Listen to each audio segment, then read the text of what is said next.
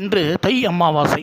உலகத்திலே வருடத்தில் வருகின்ற 3 அமாவாசை மிகவும் முக்கியமான அமாவாசை. அது ஒன்று தை அமாவாசை, 2வது ஆடி அமாவாசை, 3வது புரட்டாசி அமாவாசை.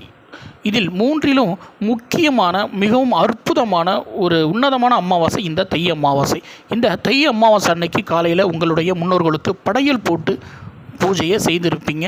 இன்று இரவு சுமார் 6:30 மணி அளவில் கண்டிப்பாக அபிராமி அந்தாதி பதிகத்தை உங்களுடைய குடும்பத்தார் அனைவரும் சேர்ந்து பூஜை அறையில் உட்கார்ந்து உங்களால் முடிந்த பாடல்களை படிங்க.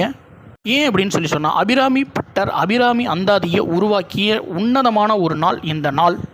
இந்த நாள் இதை படிக்கும் பொழுது நம்ம என்ன தேவையோ நம்ம உலகத்துக்கு எல்லாமே, நமக்கு வாழ்க்கைக்கு எல்லாமே கிடைக்கும்.